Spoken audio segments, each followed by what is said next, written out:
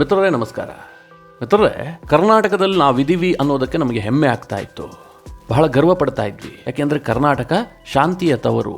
ಕರ್ನಾಟಕದಲ್ಲಿ ಯಾವುದೇ ಗಲಾಟೆ, ದೊಂಬಿ, ಗೌಜು ಏನೂ ಇಲ್ಲ ಅಂತ ನಮಗೆ ಅನಿಸ್ತಾ ಇತ್ತು. ನಾನು ಯಾಕೆ ಆರಂಭದಲ್ಲೇ ಈ ಪೀಠಿಕೆ ಹಾಕಿ ಈ ವಿಡಿಯೋವನ್ನು ಶುರು ಮಾಡ್ತಾ ಇದ್ದೀನಿ ಅಂತಂದರೆ ಇದಕ್ಕೊಂದು ದೊಡ್ಡ ಕಾರಣ ಇದೆ. ನಿನ್ನೆ ಇಡೀ ದೇಶದಲ್ಲಿ ಮೊದಲ ಹಂತದ ಚುನಾವಣೆ ಆಯಿತು. ನೀವು ಇವತ್ತು ಪತ್ರಿಕೆ ತೆಗೆದು ನೋಡಿದಂತಹ ಸಂದರ್ಭದಲ್ಲಿ ನಿಮಗೆ ಒಂದಷ್ಟು ವಿಷಯ ಅಂತೂ ಗೊತ್ತಾಗಿರುತ್ತೆ. ಬಂಗಾಳದಲ್ಲಿ ದೊಡ್ಡ ಗಲಾಟೆ ಆಗಿದೆ. ಪಶ್ಚಿಮ ಬಂಗಾಳದಲ್ಲಿ ಬಿಜೆಪಿ ಮತ್ತು ಟಿಎಂಸಿ ಕಾರ್ಯಕರ್ತರ ನಡುವೆ ಮಾರಾಮಾರಿ ಆಗಿದೆ. ಕೆಲ ಬೂತ್ಗಳ ಧ್ವಂಸ ಆಗಿದ್ದಾವೆ. ಇವಿಎಂಗಳನ್ನೇ ಧ್ವಂಸ ಮಾಡಲಾಗಿದೆ. ಹೀಗೆಲ್ಲ ನಾವು ಪಶ್ಚಿಮ ಬಂಗಾಳದಲ್ಲಿ ನೋಡ್ತಾ ಇದ್ವಿ. ಅಲ್ಲೊಂದು ಚುನಾವಣೆ ನಡೆಸೋದು ಅಂತಂದರೆ ಬಹಳ ಕಷ್ಟ. ಯಾಕಂದರೆ ಓಲೈಕೆ ರಾಜಕಾರಣ ಆ ಹಂತವನ್ನು ತಲುಪಿ ಹೋಗ್ಬಿಟ್ಟಿದೆ. ಅಲ್ಲಿ ಒಂದು ವರ್ಗ ಏನೇ ಮಾಡಿದ್ರೂ ಕೂಡ ಅವರಿಗೆ ಯಾವುದೇ ಶಿಕ್ಷೆ ಇಲ್ಲ, ಅಲ್ಲೇನೇ ಮಾಡಿದ್ರು ಜಯಿಸ್ಕೊಳ್ಬಹುದು ಅನ್ನುವಂತಹ ಪರಿಸ್ಥಿತಿ ಉಂಟಾಗಿದೆ. ಕರ್ನಾಟಕದಲ್ಲಿ ಹಾಗಿರಲಿಲ್ಲ. ಇಲ್ಲಿ ಎಲ್ಲದಕ್ಕೂ ಒಂದು ಭಯ ಇತ್ತು. ಇಂತಹದ್ದು ಮಾಡಿದ್ರೆ ನಮಗೆ ಶಿಕ್ಷೆ ಆಗುತ್ತೆ, ಇದನ್ನು ಮಾಡಬಾರ್ದು ಅಂತ ಜನರಿಗೊಂದು ಭಯ ಇತ್ತು. ಆದರೆ ಮಿತ್ರರೇ, ಈಗ ಅದು ಯಾವುದೂ ಇಲ್ಲ. ನಾನು ಯಾಕೆ ಈ ಮಾತನ್ನು ಹೇಳ್ತಾ ಇದ್ದೀನಿ ಅಂತಂದರೆ, ಕಳೆದ ಒಂದು ವಾರದಿಂದ ಕರ್ನಾಟಕದಲ್ಲಿ ನಡೀತಿರುವಂಥ ಘಟನೆಗಳು ಒಂದಾದ ನಂತರ ಒಂದು ಘಟನೆ ನಡೀತಾ ಇದೆ. ಮಿತ್ರರೇ, ನಾನು ಹಿಂದಿನ ವಿಡಿಯೋದಲ್ಲೂ ಕೂಡ ಹೇಳಿದ್ದೆ, ಕ್ರಿಮಿನಲ್ಸ್ಗಳು ಎಲ್ಲ ಸಮಯದಲ್ಲೂ ಇರ್ತಾರೆ. ಅದು ಇವಾಗ ಇವರ ಕಾಲದಲ್ಲಿ ಅವ್ರ ಕಾಲದಲ್ಲಿ ಇಲ್ಲ, ಎಲ್ಲ ಸಮಯದಲ್ಲೂ ಇರ್ತಾರೆ. ಆದರೆ ನಮ್ಮ ನಾಳುವ ಸರ್ಕಾರಗಳು ಯಾವ ರೀತಿಯಾಗಿ ಟ್ರೀಟ್ ಮಾಡ್ತವೆ, ಈ ಕ್ರಿಮಿನಲ್ಸ್ಗಳನ್ನು ಹೇಗೆ ಮಟ್ಟ ಹಾಕ್ತಾರೆ ಅನ್ನೋದ್ರ ಮೇಲೆ ಜನ ಧೈರ್ಯದಿಂದ ಬದುಕ್ತಾರೆ. ಆದರೆ ರಾಜ್ಯ ಸರ್ಕಾರ ಯಾವ ರೀತಿಯಾಗಿ ನಡೆದುಕೊಳ್ತಾ ಇದೆ. ನೇಹಾ ಹಿರೇಮಠ್ ಕೊಲೆ ಆಗುತ್ತೆ, ಅದು ಲವ್ ಜಿಹಾದ್ ಅನ್ನುವಂಥ ವಿಚಾರದಲ್ಲಿ ಇಡೀ ರಾಜ್ಯದಲ್ಲಿ ಚರ್ಚೆ ಆಗ್ತಾ ಇದೆ, ದೊಡ್ಡ ಮಟ್ಟದಲ್ಲಿ ಹೋರಾಟ ಆಗ್ತಾ ಇದೆ. ಸರ್ಕಾರ ಮತ್ತು ವಿಪಕ್ಷಗಳ ನಡುವೆ ಆರೋಪ ಪ್ರತ್ಯಾರೋಪಗಳು ನಡೀತಾ ಇದೆ. ಅದೊಂದು ಘಟನೆ ಮಾತ್ರ. ಅದಾಗ್ತಿದ್ದ ಹಾಗೆ ಹರ್ಷಿಕಾ ಪೂರ್ಣಚ್ಚ ವಿಚಾರ. ಬೆಂಗಳೂರಿನ ಯಾವುದೋ ಒಂದು ಪ್ರದೇಶಕ್ಕೆ ಹೋದಂತಹ ಸಂದರ್ಭದಲ್ಲಿ ಕೇವಲ ಕನ್ನಡ ಮಾತನಾಡಿದ್ದಕ್ಕೋಸ್ಕರವಾಗಿ ಅವರ ಮೇಲೆ ದೌರ್ಜನ್ಯ ಎಸಗೋದಕ್ಕೆ ಬಂದಿದ್ರು. ಅವ್ರನ್ನ ಅಡ್ಡಗಟ್ಟಿ ಭಯ ಹುಟ್ಟಿಸಿದ್ದಾರೆ.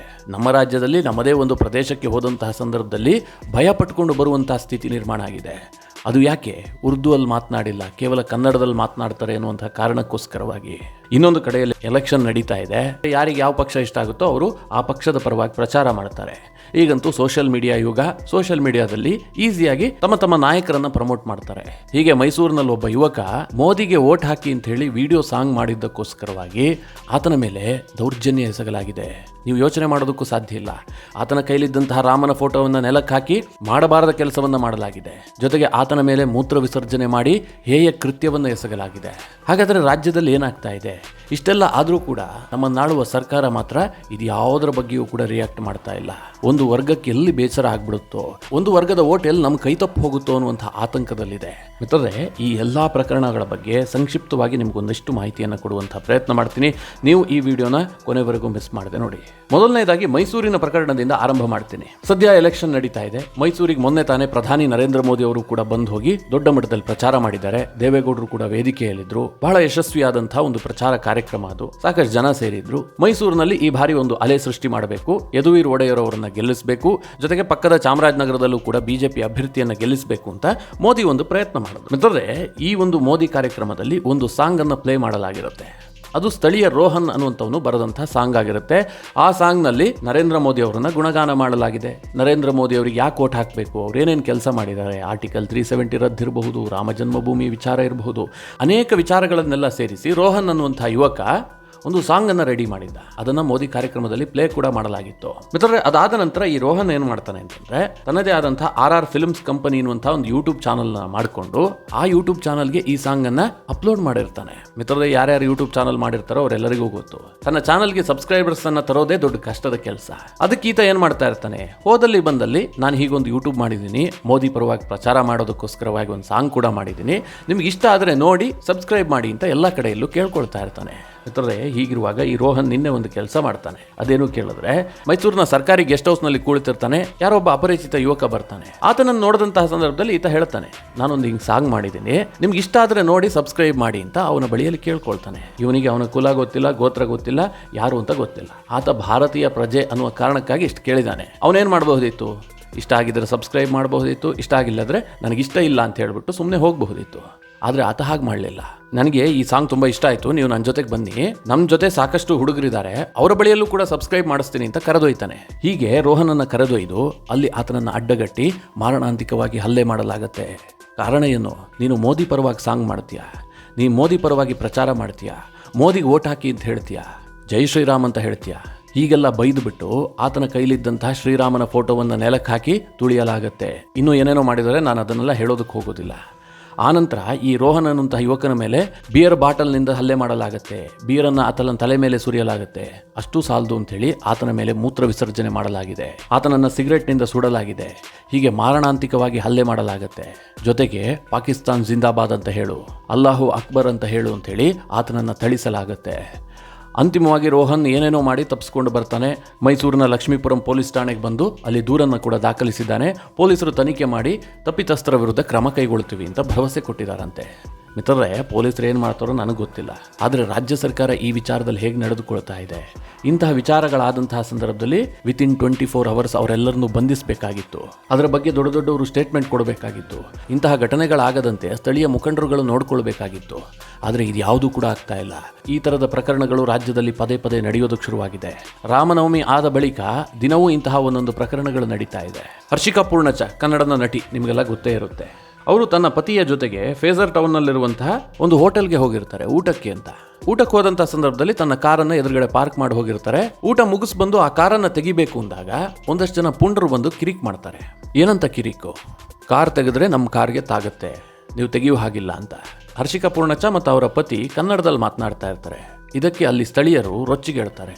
ಲೋಕಲ್ ಕನ್ನಡ ವಾಲೆ, ನಿಮಗೆ ಜಾಸ್ತಿ ಆಗಿದೆ, ಏನು ಕನ್ನಡದಲ್ಲಿ ಮಾತನಾಡ್ತೀರಾ ಅಂಥೇಳಿ ಉರ್ದೂನಲ್ಲಿ ಮಾತನಾಡ್ತಾ ಸಿಕ್ಕಾಪಟ್ಟೆ ರೋಷಾವೇಶವನ್ನು ತೋರಿಸ್ತಾರೆ.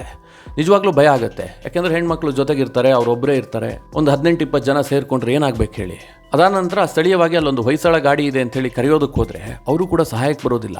ಒಂದು 25-30 ಜನ ಸೇರಿಕೊಂಡು ಇವ್ರ ಮೇಲೆ ಹಲ್ಲೆ ಮಾಡೋದಕ್ಕೆ ಯತ್ನ ಮಾಡ್ತಾರೆ.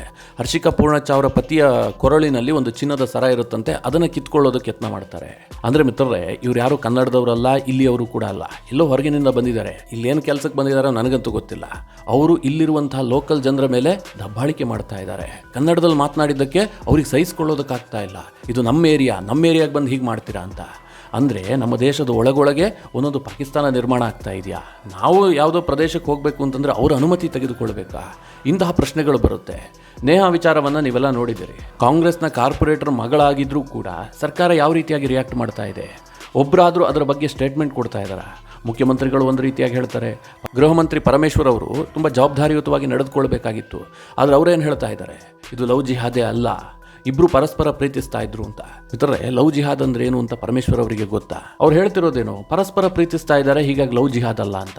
ಪರಸ್ಪರ ಪ್ರೀತಿಸಿದ್ರೆ ಅದು ಲವ್ ಜಿಹಾದ್ ಸಾಧ್ಯವೇ ಇಲ್ವಾ? ಪ್ರೀತಿಸುವವನ ಉದ್ದೇಶ ಧರ್ಮ ಪರಿವರ್ತನೆ ಆಗಿದ್ರೆ ಅದನ್ನು ಲವ್ ಜಿಹಾದ್ ಅಂತ ಕರೆಯಲಾಗುತ್ತೆ. ಆದರೆ ಪರಮೇಶ್ವರ್ ಏನು ಹೇಳ್ತಾ ಇದ್ದಾರೆ? ನೇಹಾ ಮತ್ತು ಫಯಾಜ್ ಇಬ್ರು ಕೂಡ ಪ್ರೀತಿಸ್ತಾ ಇದ್ರು, ಹೀಗಾಗಿ ಅದು ಲವ್ ಜಿಹಾದ್ ಅಲ್ಲ ಅಂತ. ಎಲ್ಲಿ ಬಣ್ಣ ಕಟ್ಟೋದಕ್ಕೆ ಹೊರಟಿದ್ದಾರೆ? ತನ್ನದೇ ಪಕ್ಷದ ಒಬ್ಬ ಮುಖಂಡನಿಗೆ ಅನ್ಯಾಯ ಆಗಿದೆ, ಆತನ ಕುಟುಂಬಕ್ಕೆ ನಷ್ಟ ಆಗಿದೆ. ಹೀಗಿದ್ರೂ ಕೂಡ ಕಾಂಗ್ರೆಸ್ನ ಸರ್ಕಾರ ಅವ್ರ ಜೊತೆಗೆ ನಿಂತ್ಕೊಳ್ತಾ ಇಲ್ಲ.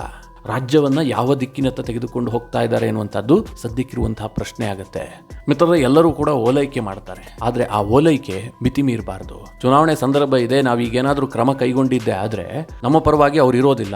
ಒಂದು ಸಮುದಾಯ ಇಷ್ಟು ವರ್ಷಗಳ ಕಾಲ ನಮ್ಮನ್ನು ಬೆಂಬಲಿಸಿದೆ, ಈಗ ನಾವು ಅವರ ವಿರುದ್ಧ ಕ್ರಮ ಕೈಗೊಳ್ಳೋದಿಲ್ಲ ಅಂತ ಕಾಂಗ್ರೆಸ್ ಸರ್ಕಾರ ಏನಾದರೂ ತೀರ್ಮಾನ ಮಾಡಿದ್ದೆ ಆದರೆ ಇದಕ್ಕೆ ಅವರು ಸರಿಯಾದ ಬೆಲೆ ತೆರಬೇಕಾಗತ್ತೆ. ಮಿತ್ರರೇ, ಈ ಎಲ್ಲಾ ಪ್ರಕರಣ ಆದರೂ ಕೂಡ ರಾಜ್ಯ ಸರ್ಕಾರ ಯಾವುದಾದ್ರೂ ದೊಡ್ಡ ಮಟ್ಟದಲ್ಲಿ ಕ್ರಮ ಕೈಗೊಂಡು ನಾವು ಕಾನೂನನ್ನು ಉಲ್ಲಂಘಿಸಿದವರ ವಿರುದ್ಧವಾಗಿ ಅಂತ ತೋರಿಸಿದ್ಯಾ? ಮಿತ್ರರೇ, ಇದರಿಂದ ಆತಂಕ ಆಗೋದೇನು ಗೊತ್ತಾ? ಇಷ್ಟು ದಿನ ಬಂಗಾಳದಲ್ಲಿ ನಡೀತಾ ಇದೆ, ಪಶ್ಚಿಮ ಬಂಗಾಳದಲ್ಲಿ ಹಿಂಗಾಯಿತು, ಇನ್ನೆಲ್ಲೋ ಉತ್ತರ ಪ್ರದೇಶದಲ್ಲಿ ಹೀಗಾಯಿತು ಅಂತ ನಾವು ಕೇಳ್ತಾ ಇದ್ವಿ. ಈಗ ಕರ್ನಾಟಕದಲ್ಲೇ ಹೀಗಾಗ್ತಾ ಇದೆ, ನಮ್ಮ ಬೆಂಗಳೂರಿನಲ್ಲಿ ಹೀಗಾಗ್ತಾ ಇದೆ, ನಮ್ಮ ಮೈಸೂರಿನಲ್ಲಿ ಹೀಗಾಗ್ತಾ ಇದೆ ಅಂತ ಕೇಳೋದಕ್ಕೆ ಬಹಳ ವ್ಯತ್ಯಯ ಆಗ್ತಾ ಇದೆ. ಇನ್ನಾದರೂ ಕೂಡ ರಾಜ್ಯ ಸರ್ಕಾರ ಎಚ್ಚೆತ್ತುಕೊಳ್ಬೇಕು. ವೋಟ್ ಹಾಕೋರು ಹಾಕ್ತಾರೆ, ನೀವೇನೇ ತೀರ್ಮಾನ ಕೈಗೊಂಡ್ರೂ ಕೂಡ ಅವರು ನಿಮ್ಮನ್ನೇ ಬೆಂಬಲಿಸಬೇಕು ಅಂತ ಅಂದುಕೊಂಡ ಮೇಲೆ ಅವರು ನಿಮ್ಮನ್ನು ಬಿಟ್ಟು ಬೇರೆಯವರನ್ನು ಬೆಂಬಲಿಸೋದಿಲ್ಲ. ಈಗ ಮುಸ್ಲಿಮರು ಕಾಂಗ್ರೆಸ್ಗೆ ವೋಟ್ ಹಾಕದೆ BJPಗೆ ವೋಟ್ ಹಾಕ್ತಾರೆ. ಯಾರು ತಪ್ಪು ಮಾಡ್ತಾರೋ ಅವರಿಗೆ ಅಲ್ಲೇ ಶಿಕ್ಷೆ ಕೊಡುವಂತಹ ಕೆಲಸವನ್ನು ಮಾಡಿ. ಆಗ ರಾಜ್ಯದಲ್ಲಿ ಬದುಕ್ತಿರುವಂತಹ ಜನರಿಗೂ ಒಂದು ಧೈರ್ಯ ಇರುತ್ತೆ. ಇಲ್ಲದೆ ಹೋದರೆ ತಪ್ಪು ಮಾಡುವಂಥವರು ಇನ್ನಷ್ಟು ಕೊಬ್ಬುತ್ತಾರೆ, ಅವರು ಇನ್ನಷ್ಟು ತಪ್ಪು ಮಾಡೋದಕ್ಕೆ ಹಿಂಜರಿಯೋದಿಲ್ಲ. ಮಿತ್ರರೇ, ಈ ಎಲ್ಲ ಪ್ರಕರಣಗಳ ಬಗ್ಗೆ ನಿಮಗೇನು ಅನಿಸುತ್ತೆ? ನಿಮ್ಮ ಅನಿಸಿಕೆ ಅಭಿಪ್ರಾಯವನ್ನು ಕಮೆಂಟ್ ಮಾಡುವ ಮೂಲಕ ನಮಗೆ ತಿಳಿಸಿ.